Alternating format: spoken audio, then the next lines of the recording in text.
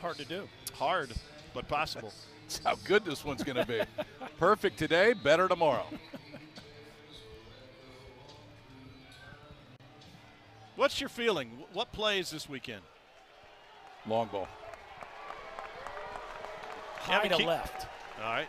Gavin Keelan's got 15 of those on the season, and the first pitch he chops up the middle. Cam Kojal, after a double pump, takes his time. One down. Oh, you don't get this expert analysis for free, Tommy Hart. What plays? The long ball. First ball put into play went 5 feet 2 inches off the bat.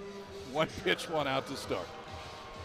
Here is the emotional spark plug for Tennessee, Andrew Fisher, who's reached base safely in every game this season and the final 5 of last year. First year in the Tennessee program after coming over from Ole Miss. Before that, he was a Duke Blue Devil. And he's got real raw power.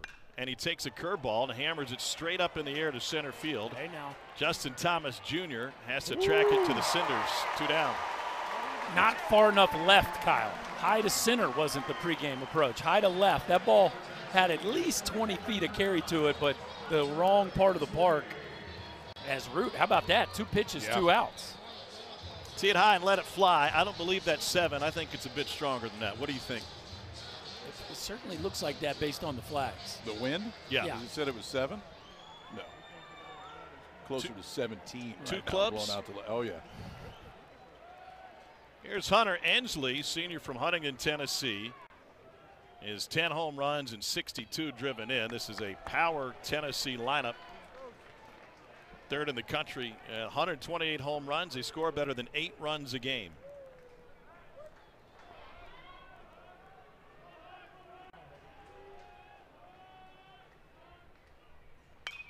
Ensley did not have a great regional. He was just 3 for 15, but he walked 5 times. And in the Arkansas series last weekend of the regular season, he was just 2 for 16.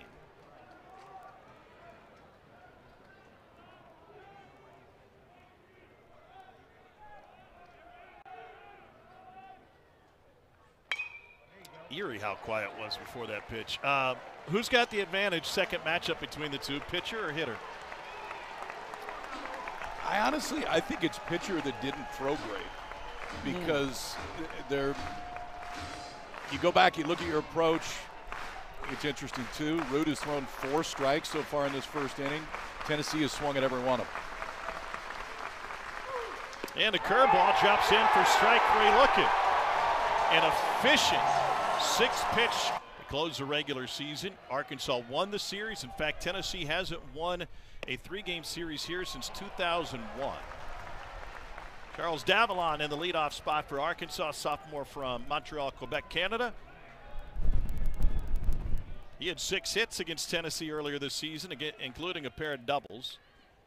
His .350 average, one of the best among SEC hitters, and he's got 13 bombs in the leadoff spot. What a find. Coming over from Florida Gulf Coast has been better than they could even have hoped or imagined with the consistency and the damage that he's been able to do from the leadoff spot. Phillips just misses with 96, 3-0. He's not missing by much, but all 3 of those have missed off the plate.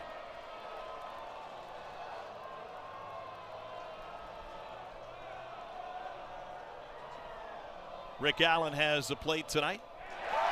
And there's a 4-pitch walk to put Davalon aboard and get this home crowd into it early.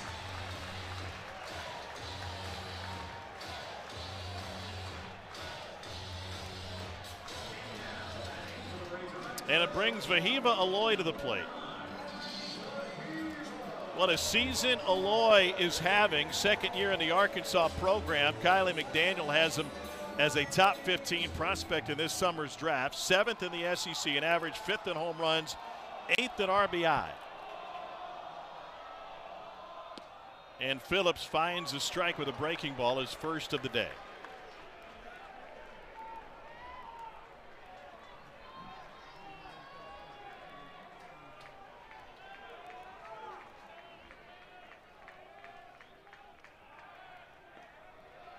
This is an Arkansas team that breezed through its regional, won all 3 contests, and they hit, as they have all season, with great power last weekend here at this ballpark, including Aloy, who went 4 for 10 with a pair of home runs. And a swing and a miss on a breaking ball, 0-2. That's that violent swing you're talking about there? That's it. That's what you get with Aloy. He will take his chances, Tommy. But Aloy, he will sit on a pitch. You'll see him swing and miss, sometimes wildly at pitches. But, man, when he's right, there is real damage, foul pole to foul pole. Davila the runner at first, and they'll throw over. You mentioned Marcus Phillips' inability to control the run game through most of the season. Vandy got 8 stolen bases against him, came here the next start. It was much more concerted effort to control the runners. He had 20 pickoff attempts in that game. And there goes Davila, and it's fouled back. Well, and an added wrinkle to the run game today for Tennessee. They got a new catcher behind the plate in Stone Lawless, right? So you've got a pitcher that has worked tirelessly to get better at controlling the running game, but you also got a guy behind the plate who has played plenty but has not played much down the stretch here. So Arkansas testing that early in this ball game with Davila taken out.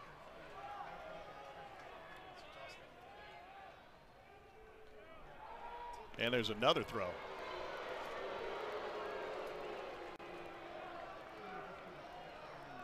Dave, thank you. We welcome those of you who are watching LSU and West Virginia. This is game 1 of the Super Regional between Tennessee and Arkansas. Tom Hart, Chris Burke, and Kyle Peterson.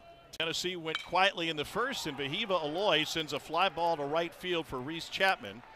And after a Charles Davila 4-pitch walk, this is where Arkansas's lineup stands. Packed house at Baum-Walker Stadium, and for good reason. This is the most anticipated Super Regional Series of the weekend. Winner heads to Omaha. Arkansas has not won under Dave Van Horn, and Tennessee under Tony Vitello, the reigning national champions. They were camped out early. They had the hog pen tents out all yesterday. Hog pen tents got a little damp last night, too, because it poured. Here's Logan Maxwell, senior right fielder. Runner goes. The throw from Lawless is high, and it's a stolen base for Charles Davila. Opponents have stolen 120 bases against Tennessee this season. Well, and against Phillips, now 38 of 42 on the year. Davila, probably the best base stealer on this Arkansas team. Dave Van Horn taking a chance. That was the 3rd time he attempted to run so far early in this game, and that one's successful.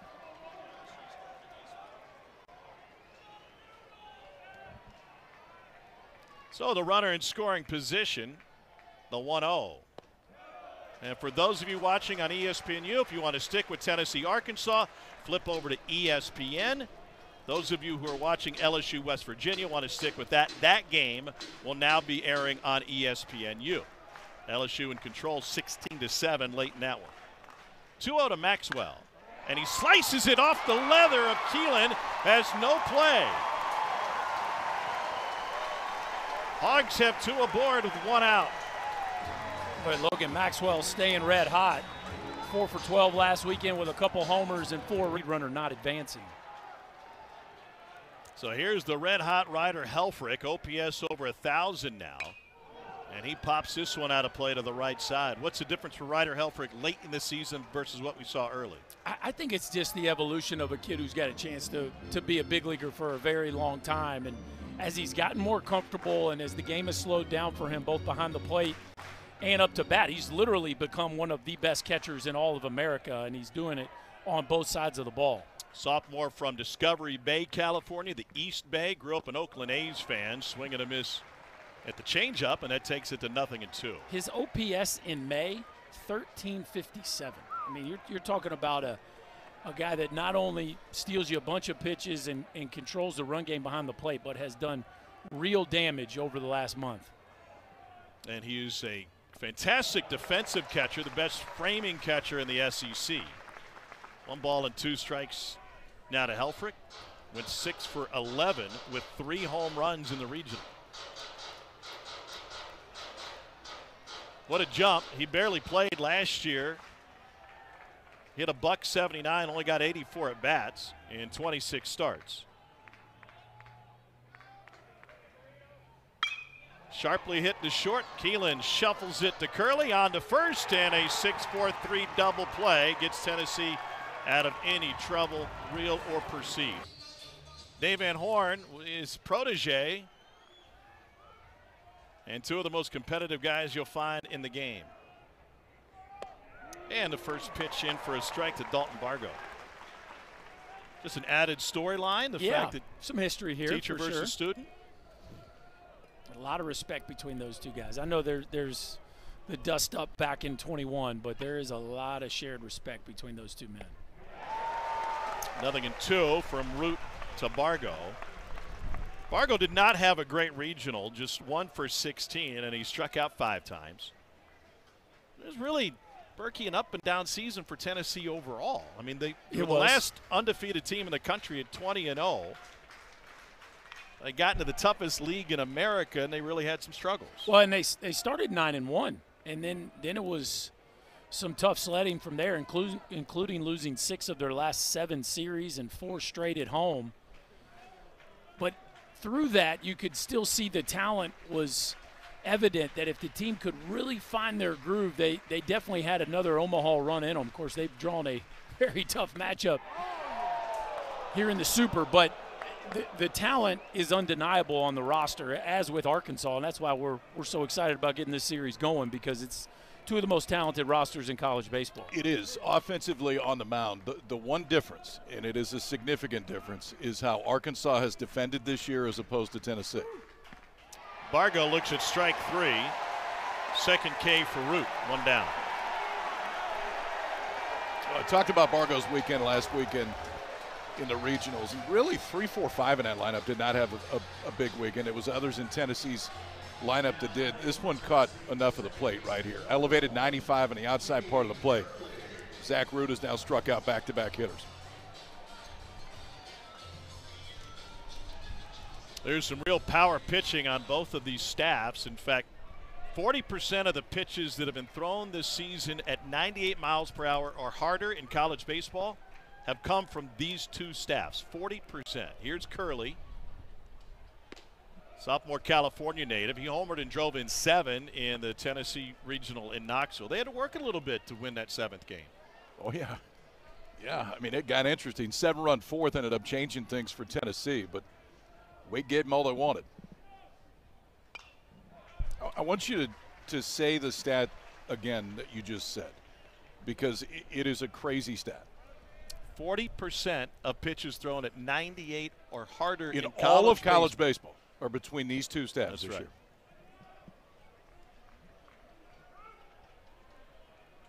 And we'll likely see, well, one of the hardest throwers when Doyle takes the mound tomorrow for Tennessee. Curveball in for a strike, well, and that's a big part of the storyline, is that Doyle came out of the bullpen to finish things off on Monday, so not available to go tonight. I think these two rosters are the prototype for what every team in the Southeastern Conference, for the most part, is trying to build, which is extreme power arms and extreme power bats. They're very modern in that regard. Here's Aloy, backhanded. 2 down. Yeah, I think you look at both of these rotations and their bullpens, and it is premium stuff after premium stuff. And then both teams, with the exception of a player or two that have been in and out of their lineup, are going to run guys with double-digit home runs at you. And that's just what the recipe for success in this league over the last 15 years. And now Reese Chapman, he's homered 13 times this season. Just under half of those have come against SEC pitching. Root greets him at 94, 0-1.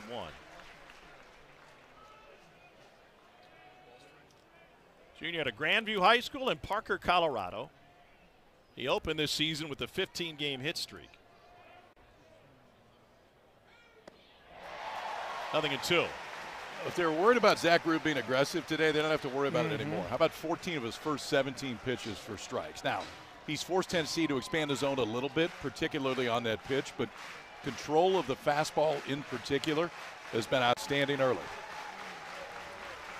He shakes his catcher. Helfrich is the one that calls the pitches. That is unique in college baseball. And the 0-2. Breaking ball just out of the zone.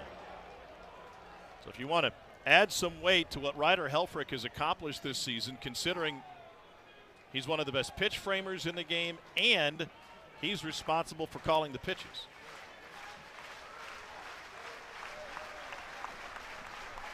Here's the 1-2 from Root. Breaking ball to the right side. Box but recovered. Plenty of time. And that will close the third. Only 21 pitches through 2 for Root. Arkansas. And for the AAA Royals squad just outside of town. And the first pitch swung on a miss by Kojal. Sophomore has grand plans, doesn't he, Berkey? In a lot of different ways. He does. He does. Wants to play this game for about the next 15 years and have 20 kids. I would call those big plans. What was his response when you asked him about that? Well, I said, my guy Tom Hart keeps saying that you were quoted as saying you wanted 20 kids. Is that real? He's like, it absolutely is. I had to shake his hand after that. And he banks one up the middle for the second hit for Arkansas. I followed up. I said, Cam, I'm 1 of 6. We had a big van. He goes, sounds like I'm going to need a bigger van. And I said, I have 5. Just take a deep breath and start with 1 and see where it takes you. So with the leadoff man, Kuyo Eloy comes to the plate.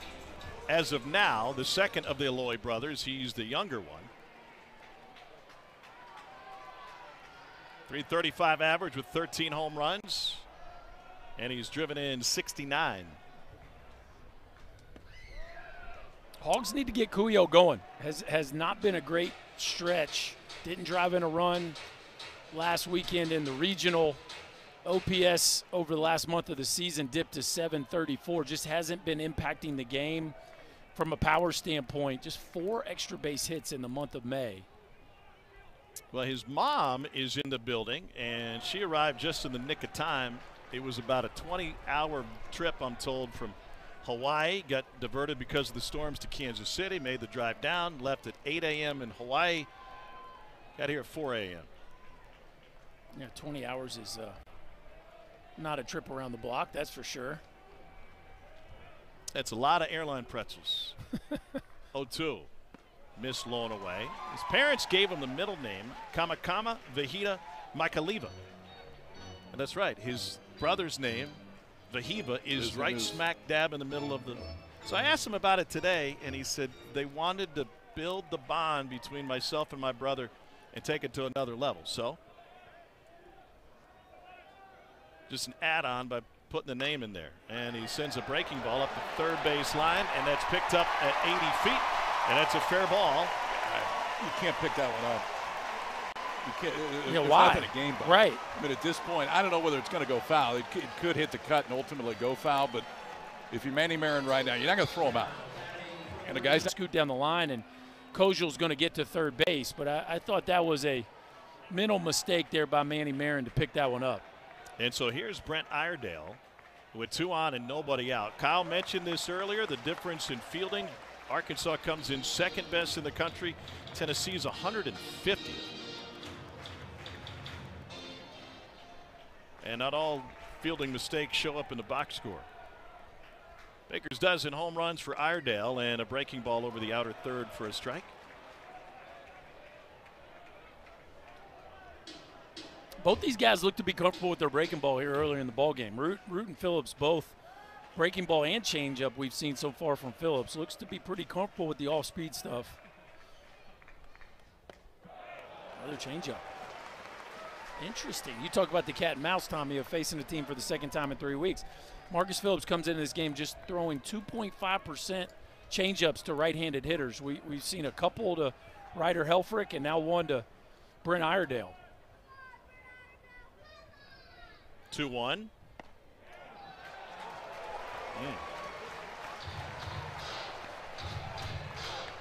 Rick Allen not giving the edge. 3 balls and a strike to Iredale, who leads SEC hitters in hit by pitch.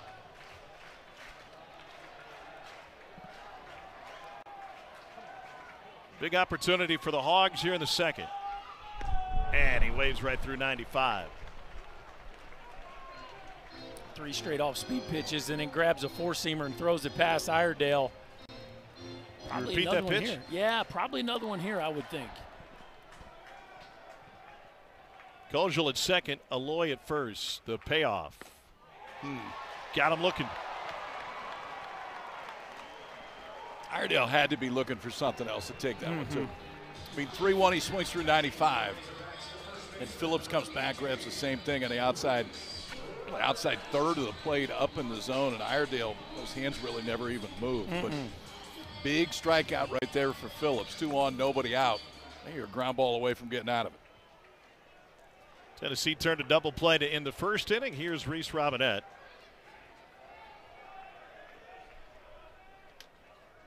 Injuries shuffled the defensive alignment for Arkansas late in the year. That led to more opportunities for Robinette, who looks at a first pitch strike.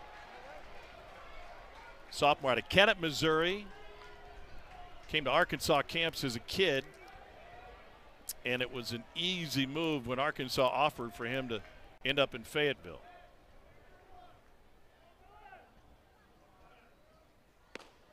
He's an interesting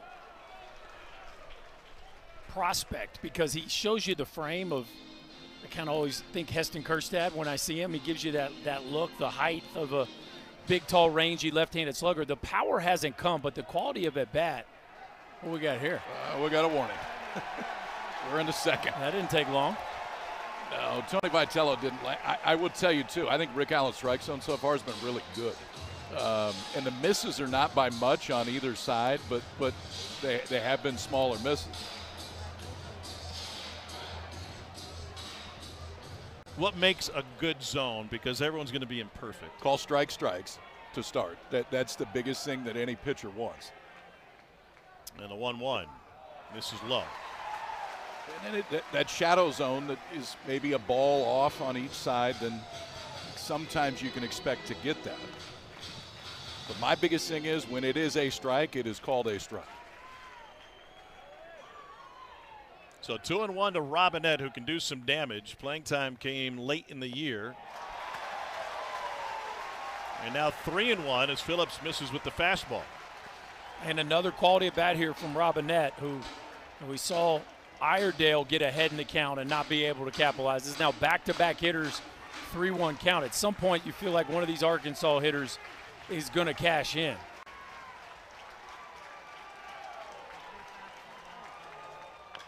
And it's pulled to the right side.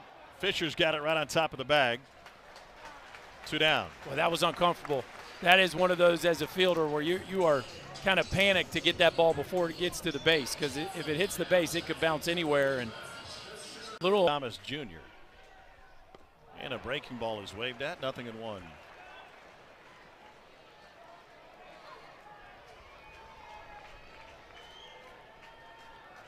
Junior from Savannah, Georgia. He started his career at the University of Georgia, then to Florida Southwestern State.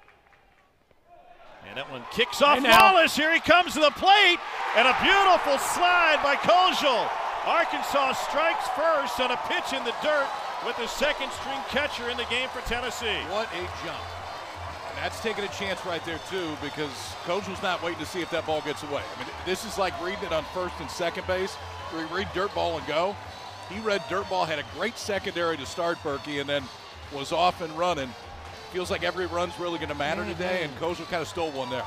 Boy, that was just fearless on Cam Kojal's part. You'd love to see a base runner make that kind of an instinctive play. And the flags are flying in the hog pen after the Hogs break the seal here and get on the board first. They hold the lead better than just about anybody in the game. And now the 1-1 to Thomas. The reason Stone Lawless is in this game is Cannon Peebles got ejected late in the game Monday night against Wake Forest for unsportsmanlike acts. He has to serve a 1-game suspension. It's not the first time in the last few years that's happened to Tennessee in the postseason. 2-2.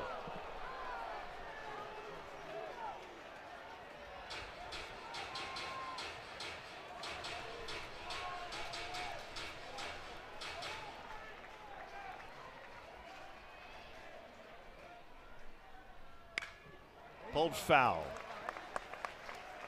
Phillips is really landing that breaking ball, KP, and giving these Arkansas hitters a bunch to think about. Talking about a guy that's 95 to 99 with the fastball and has already established all 3 pitches for strikes.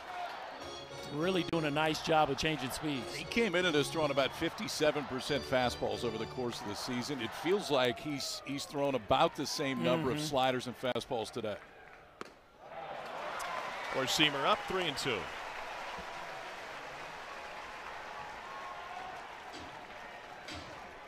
That felt like a big miss. Well, I think the benefit to throwing as many off-speed pitches is he's put enough doubt in hitters' minds that he gets a little more room for error with the heater. Wow. And a swing. Probably a little bit more of an advantage to the pitching than anything, but you just got to make pitches and got to find a way to drive in a run here and there. That's going to be the difference. Dave, you play SEC teams 10 weekends a year. Now you step into a super in this environment, get another one on the other side. In general, in supers, regardless of who's on the other side, how do you prepare your team differently than maybe a normal SEC series? Yeah, this is at least the 3rd super I've been in where we've faced a team from our league. And, really, I don't think you don't prepare a lot different than regular season. At this time of the year, I mean, we pretty much know what we're doing. They know what they're doing. We just need to make sure we're good at what we do. And, you don't want players thinking, oh, the coach is a little stressed out. We're doing all kinds of crazy stuff right now. So we just play baseball and mentally try to get them ready, get them healthy, rested up, and that's what we've done the last couple weeks. Dave, thanks for the time. We appreciate it. Okay, thanks, guys. Stone Lawless to the plate after the ground out from Levi Clark. And Lawless with a swing and a miss. It's interesting, Berkey. I don't know if you noticed this was with Coach Delmonico, but with Coach Marcos, when we got into the postseason, it was a very different feel. It felt like during the regular season, it was meticulous. It was on you for a variety of things. And when we got into the postseason, kind of took his hands off the wheel a little bit more. Like, we've done our job. You guys are ready. Now go play. And it felt like that's what Dave was saying right there. Yeah, I think you work all year to be here in this spot. And at this spot, you got to let your horses run and really try to enjoy the moment. Lawless with a chopper to the left side. Bahiva Aloy bounces it over. 2 down. Well, this has always been a proud program here at Arkansas. Their first trip to Omaha came in the late 70s, but under Dave Van Horn, 15 NCAA tournaments. They haven't missed one since 2016. And 4 trips to Omaha before he got here, 7 since.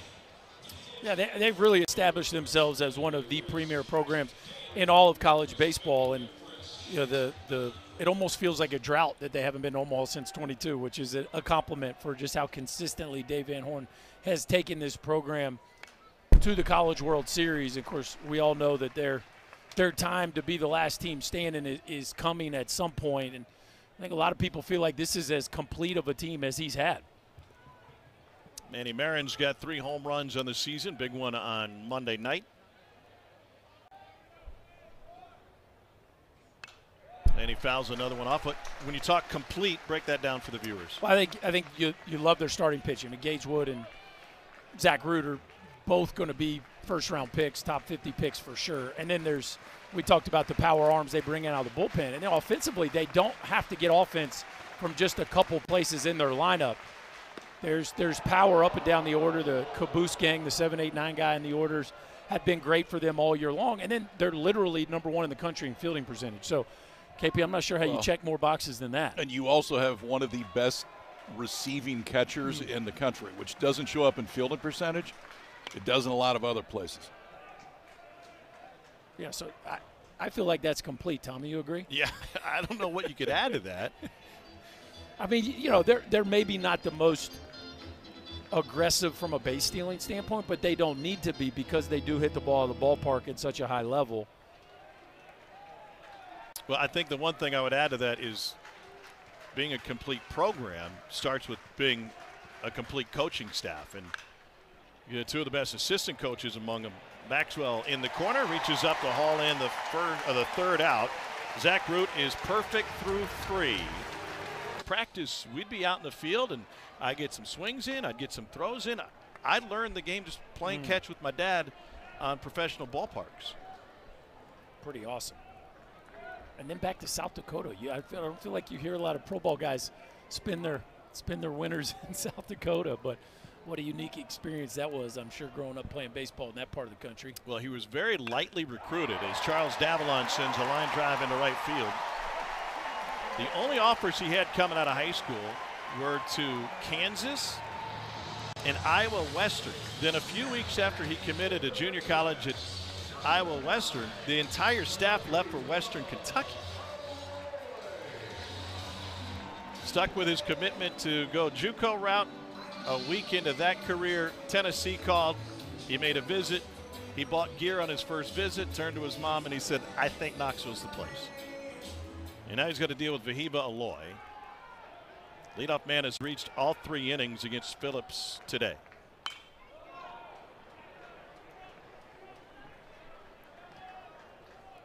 Aloy flew out to right field his first time up.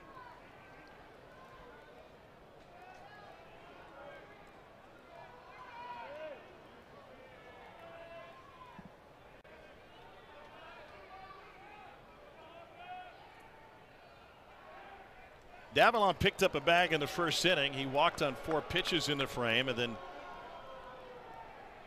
a couple batters later took off for second. We'll see the second of the 3 Golden Spikes Award finalists on the mound tomorrow for Tennessee. That's Liam Doyle. Tipped into the catcher's mitt, 0-2. That's a healthy hack right there by Vahiba. I mean, that's back-to-back at-bats. We've seen him just come unglued in an 0-1 count. He certainly does not get cheated prior to 2 strikes. He's cut down on his K rate from last season.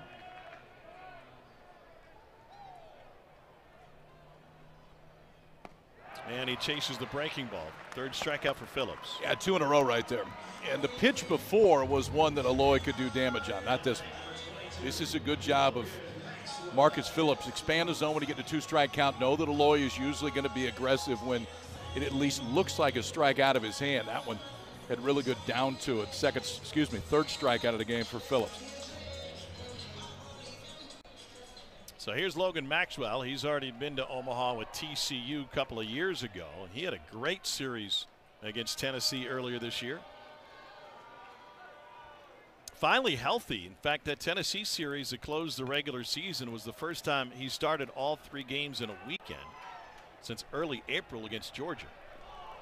What difference does Maxwell make in the length of this Arkansas lineup? Well, I think the length, the thump, the quality of AB, but then he also allows them to be left, right, left the way they like to set up their lineup. It makes it very difficult to mix and match out of the bullpen when you face this Arkansas batting order, because they can switch you left, right, left all the way down.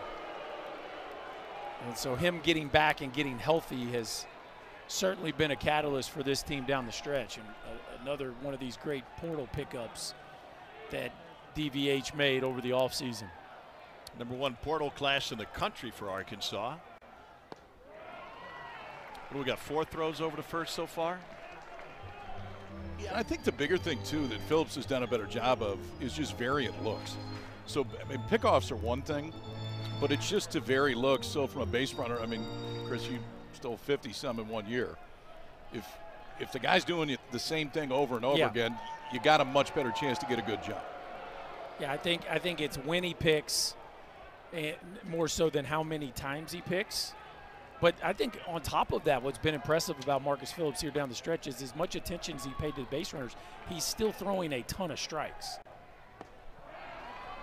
I think the challenge and the philosophy of Frank Anderson's always been, hey, don't lose the war because you're worried about the battle on the bases, meaning keep your focus always on the hitter. Well, when you're giving up as many stolen bases as he was there for a while, you had to divert some of your attention to the base runner, but it hasn't cost Phillips from a strike throwing standpoint.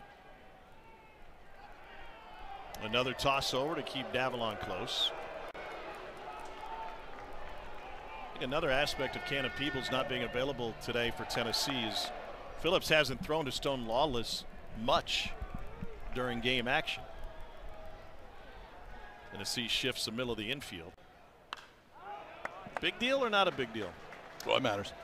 Yeah, it absolutely matters. I mean, cadence is different. If your catcher's calling his own game, it's one thing. If the pitching coach, and in this case Frank Anderson's calling more of the game, then at least the cadence will feel the same. But the way catchers set up, the way they frame, ultimately the way they block, which has made a difference in this one, that absolutely matters.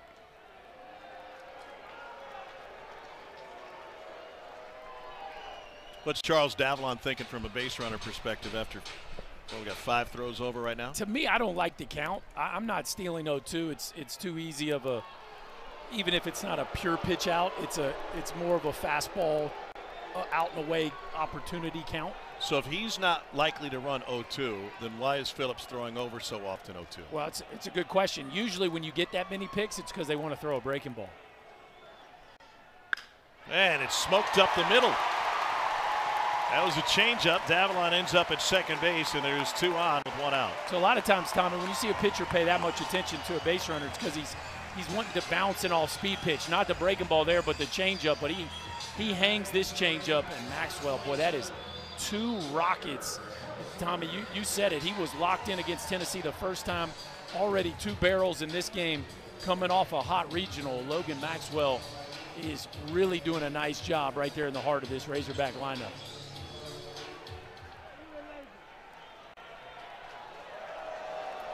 And Frank Anderson, the veteran pitching coach, will make a visit to Phillips. They will call the Hogs with Arkansas threatening in the 3rd.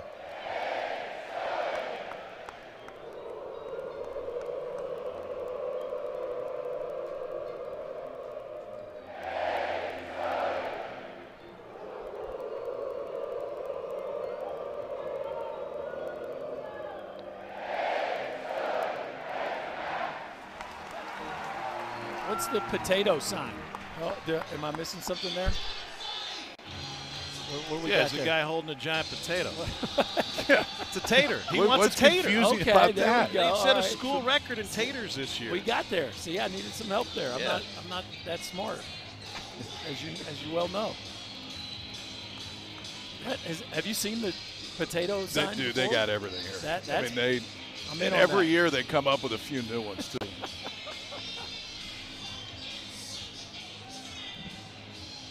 It is quite a scene out there in the hog pen.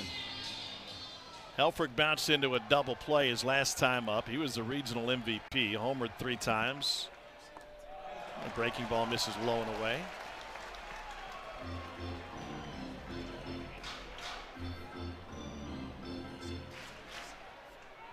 I talked to Ryder this week about his struggles last season and how he made it through. And Phillips went to his, did he go to his mouth on the rubber?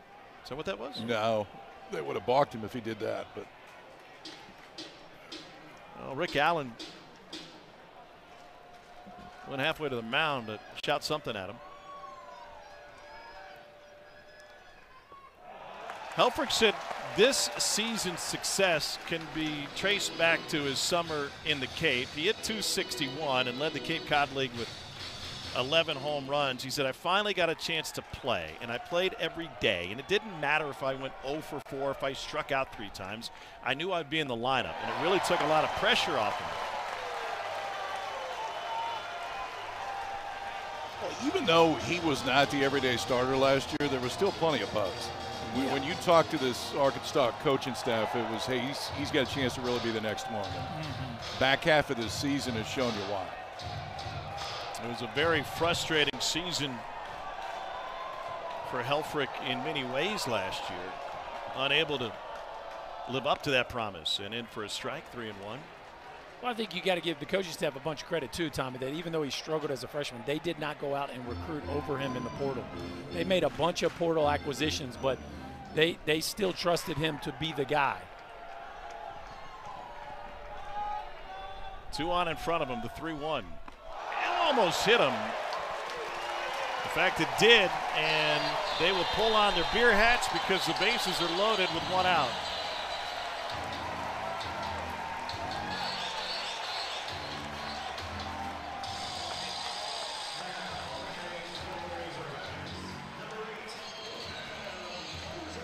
I don't think it's just the bases.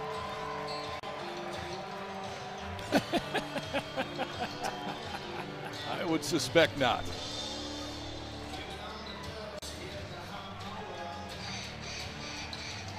Cam Kojal has 15 home runs on the season.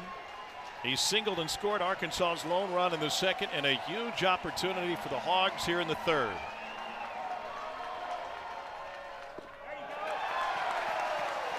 Started him off speed, 1-0.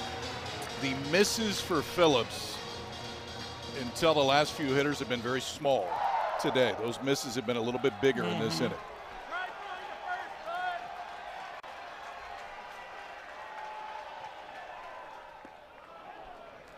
Takes a breaking ball for a strike, 1-1. Well, one of the themes with Phillips throughout the course of the year is struggling second and third time through an order. As you see, Tennessee's got Krenzel up and hot, Dylan Lloyd down there as well. So Tennessee, the leash won't be too long here. Bounce up the middle, chance for two. Keelan will step on the bag and throw to first. And Tennessee gets out of trouble again.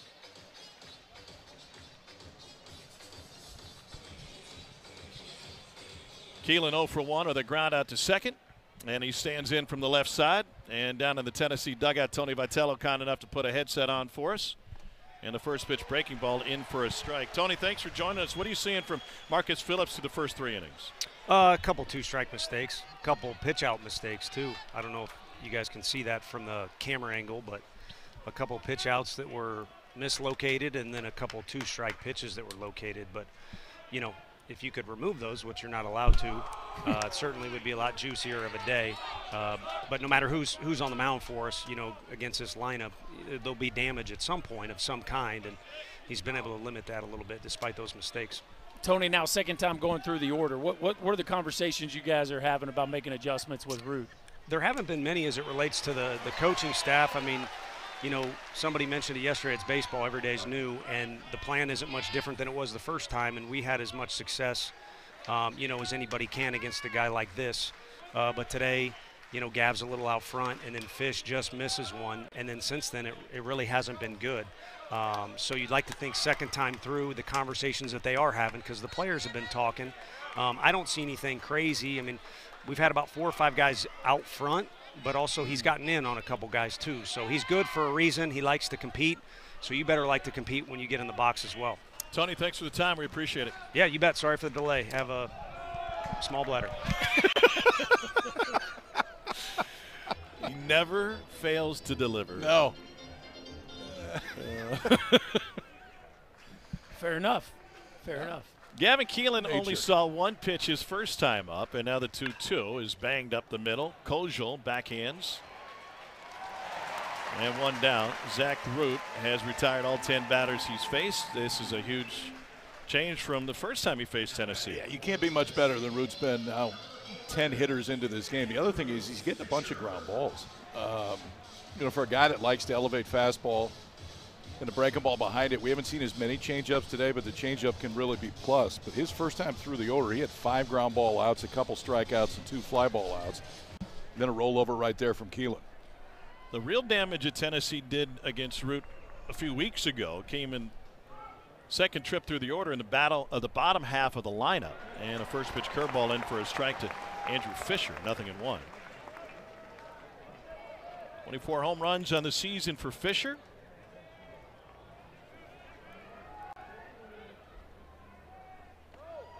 One ball, 1 strike. Andrew Fisher feels like the power plant for this Tennessee team as a whole. Yeah, I think there is a tremendous amount of momentum that he brings to the dugout when he does his thing, which is get on base.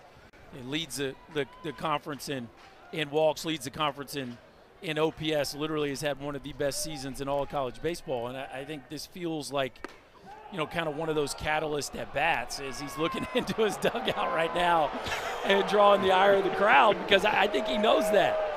He knows the weight that he carries with being the catalyst for this offense. I talked to Andrew this week, and I asked him about the attitude and the personality, and it was just a very down-to-earth conversation about it. And he said, did Tony push the team early in the season? He said, he told us we didn't have enough personality, so he challenged us to push the limits. He said, let's just be the villain. That's all Andrew Fisher needed. He said, I'm going to play with personality. Grew up a huge Yankees fan, and he said it took a little while for my dad to adjust the personality. He would shake his head and say, Derek Jeter would never do that. Late on 95, and if you're going to work the crowd, they're going to work you. As Mike Rooney would say, he spent the whole dollar right there on that swing. That was a vicious hack by the Tennessee first baseman.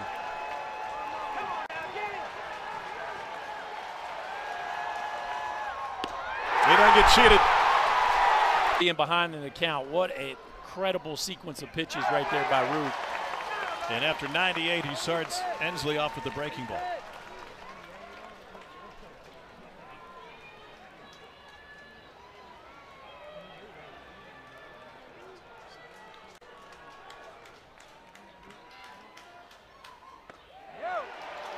Just missed. 101. Man, there's a lot to like about both these offenses, but it's a lot of fun to watch two first-round picks go pitch for pitch. Clearly, Root has been more efficient than Phillips to this point in the game, but both these guys have really been impressive to this point. Couple of shakes of Helfrich. And now the 1-1.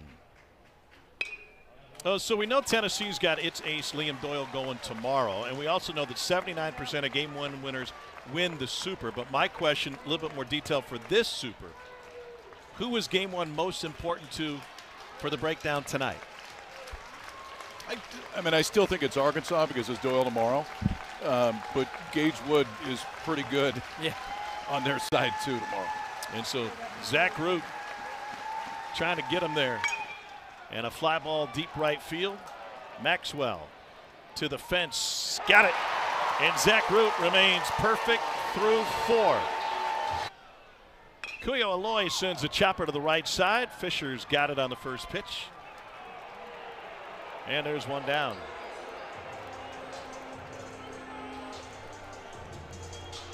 How about the Shants, boys? Coastal out away at Auburn. From becoming the first team to qualify for the College World Series this year. I haven't been back there since they won it all in 16. Undefeated through the postseason to this point. Here's Brent Iredale, first Super Regional hosted by Auburn. And the crowds at Plainsman Park have been amazing. Yeah.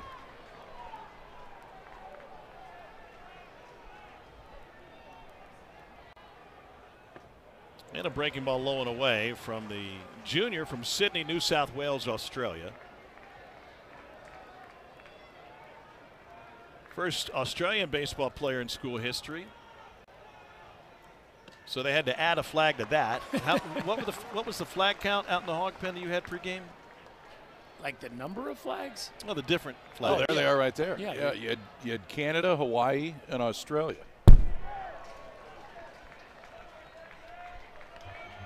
Nobody does a better job of celebrating their players and the uniqueness of their roster than this group here at Baum Walker. Every year. Incredible. They're always going to come up with new stuff based on who it is. There's some old reliables. Kangaroos with lays on them.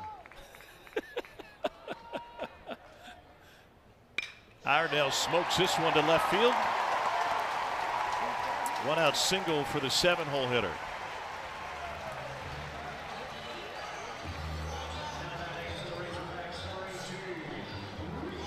He struck out looking at a fastball last time up, and now he delivers. And it keeps the line moving for Reese Robinette.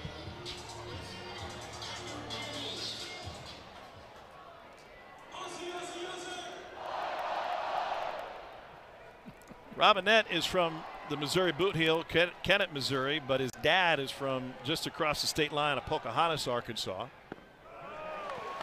Well, it made perfect sense for him to make his home in Northwest Arkansas. Grew up a Cardinals fan. Big Matt Holliday and Albert Pujols fan. It was interesting. I was talking to both him and Ryder Helfrich at the same time this week, and oh, that was close. Robinette was talking about his favorite Cardinals, and he said, you know, I was a Holliday fan, then he left. I was a Pujols fan, and then he left. And Helfrich was like, I don't want to hear it. I'm an A's fan. They all leave all the time.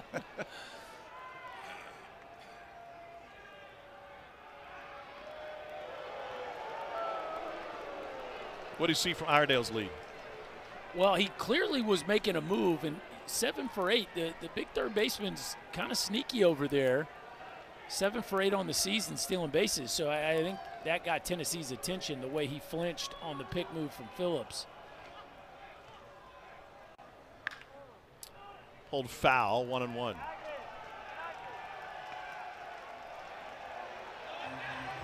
Fans are screaming to throw it back after Fisher Look at this. gave it Look to at him. this.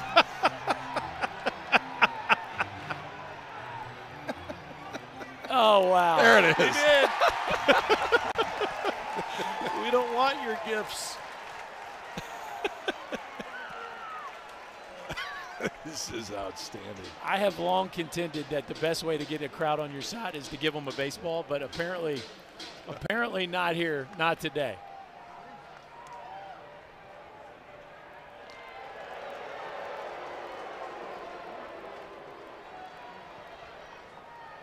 That I don't think I've ever seen a fan base return a. I've seen plenty of Home run homers, balls, right? yeah. Plenty of homers, not a ball tossed in after a foul ball. Bunts pushed up the third base line and foul. How about this Arkansas team trying to play some small ball, huh? Well, and I mean, they were giving it to him. If Robinette gets it down right there, it's definitely a base hit just based on where Marin was playing.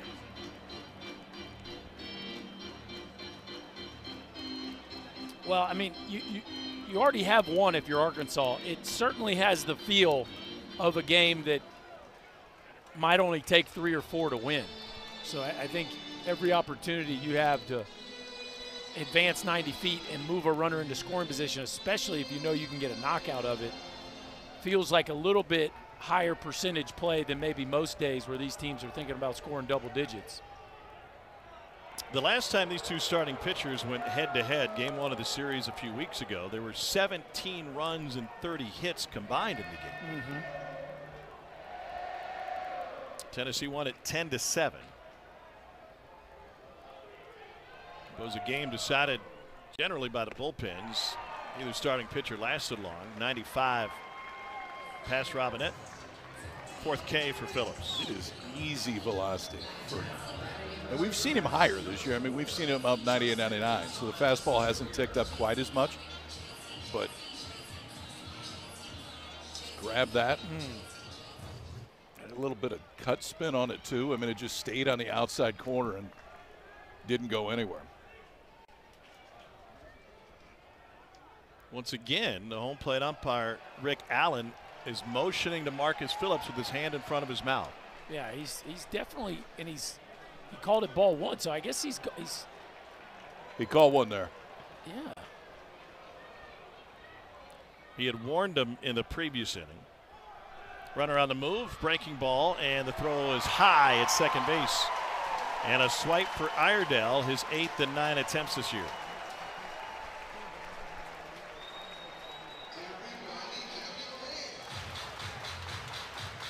So that's just being on top of the mound, because he's not doing it on the rubber. He's just doing it on top of the mound.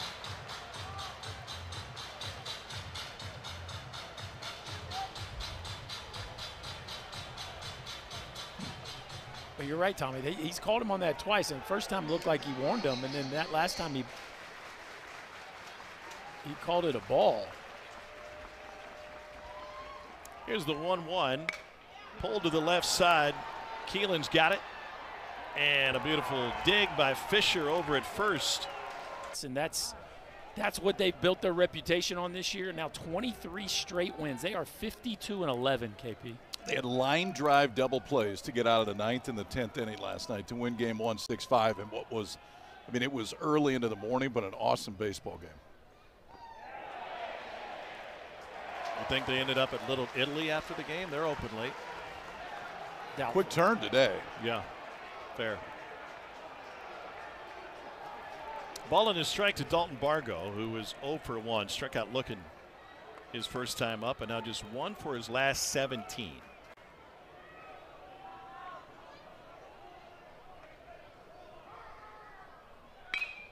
And he rips it off the glove of Robinette. Karams into foul territory. And they'll hold Bargo to just a single.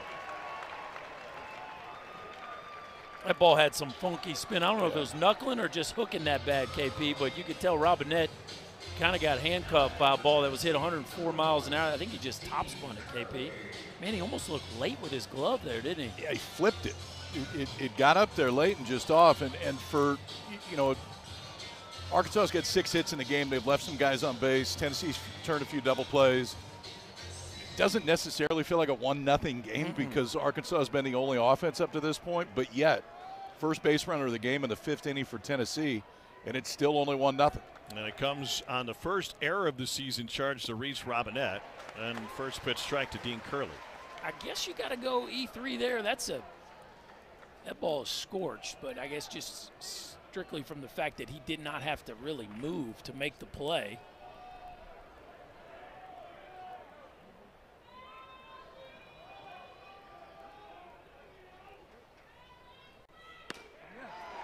Well, KP, you bring up a great point. I mean, this game has felt in command by Arkansas. Right. They've clearly had the most scoring opportunities and 6 hits to none still at this point. Yet Tennessee one swing away in a ballpark that feels like it's playing home run friendly from having a lead. Margins are very slim right now for Mr. Root. Garland's got 13 home runs on the season. Just missed. It's also the first time they got him in a stretch.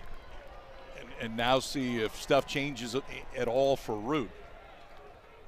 It's not very often you go an hour and a half into your start and you haven't had to throw a pitch out of the stretch. And remember, this was the time that Tennessee started to figure out Root last time. It was the second trip through the order and the bottom half of the order. Well, you don't get many situations that stack up better for you right there after a missed off speed pitch. Dean Curley now on a 3-1 count with a leadoff runner already aboard. Oh, man. And that just looks like a take all the way, doesn't it? Really surprising there from Dean Curley. Again, on a day where you feel like a home run, a multi-run home run could be the deciding factor. To not get your swing off there feels like a really big missed opportunity. Curley grounded out to short his first time at the plate. Bargo not likely to run. He's 3 for 5 on the year.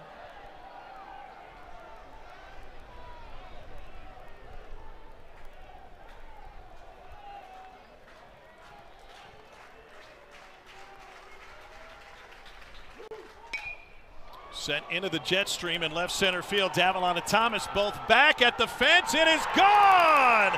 2-run home run, Dean Curley, and Tennessee hops in front in the 5th.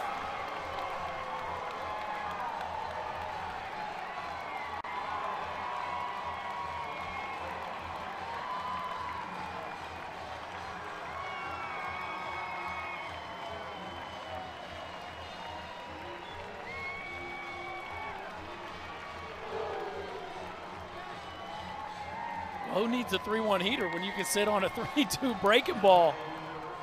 And that's exactly what we've been talking about. A ball that didn't look like he caught all of it, got up in that jet stream you were talking about, Tommy, and that thing just sailed into the left center field seats.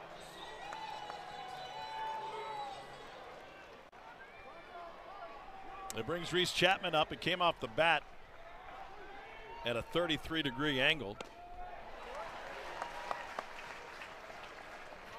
You know, and for two guys that last weekend did not have great offensive weekends, Bargo and Curley. Bargo, and I know it goes as an error, but it was 104 off the bat to get things started, and then Curley runs one out of here to totally flip the script in one swing.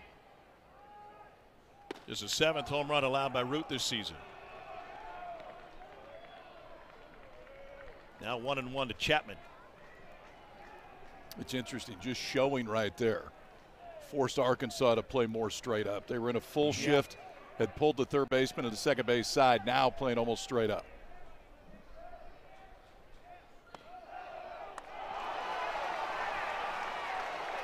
Bottom edge of the zone for a strike, 1-2.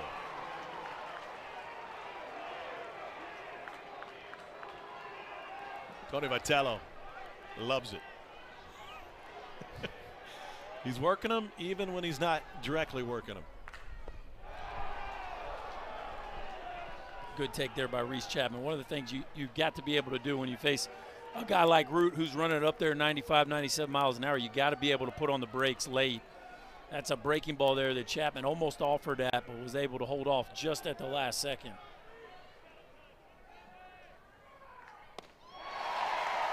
One hit in the ball game now grabs the lead here in the top of the fifth. First pitch to Levi Clark misses, 1-0. 129th home run of the season for Tennessee as a team, third most in the country.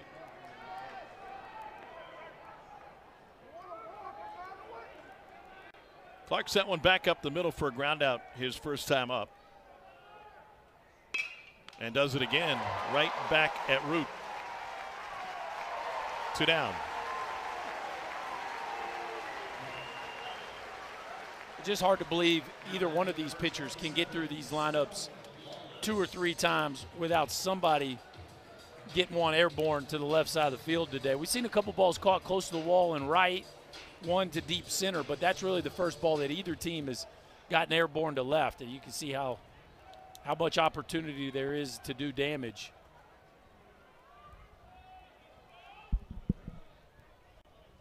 And so Stone Lawless with a chance here. First pitch breaking ball. Caught the bottom of the zone, 0-1. Home run from Curley. Lawless is a redshirt freshman out of Huntsville, Alabama, Huntsville High School. And he looks at a strike at 95.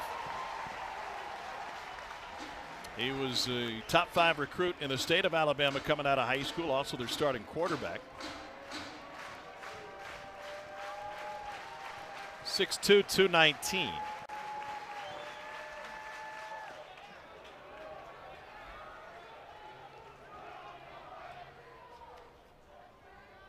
Majoring in forensic anthropology. I think he'll take an internship at the Body Farm, maybe? Anthropology. We got into that a few weeks ago.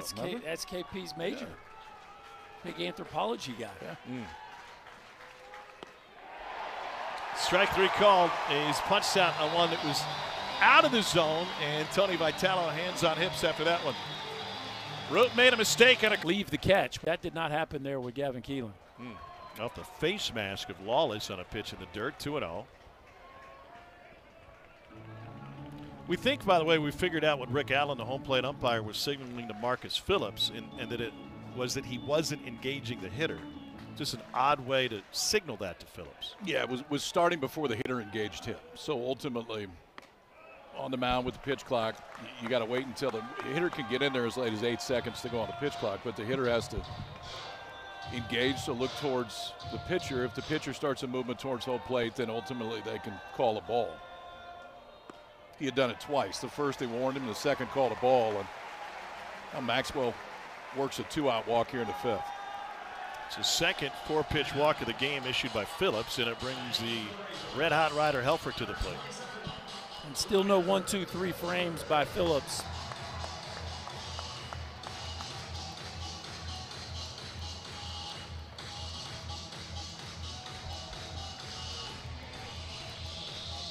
Helfrich's hit 13 home runs. He's driven in 34.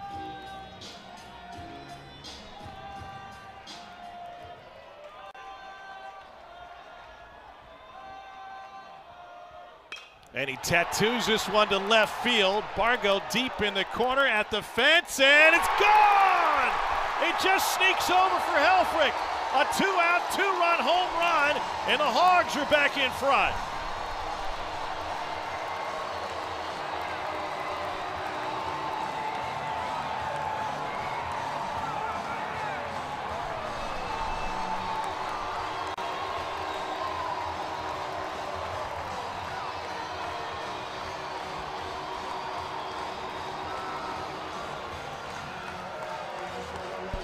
Seven home runs and 145 at-bats until, well, the last 2 dozen. He's homered 6 times. It's a true power surge for the Arkansas catcher. You talk about catching a heater. Ryder Helfrich is on one serious run right now.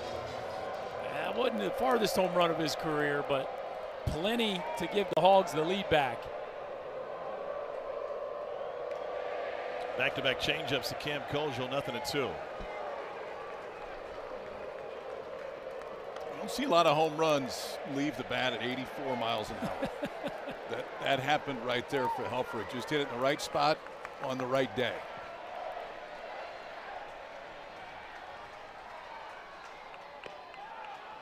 Just off the plate, 1-2.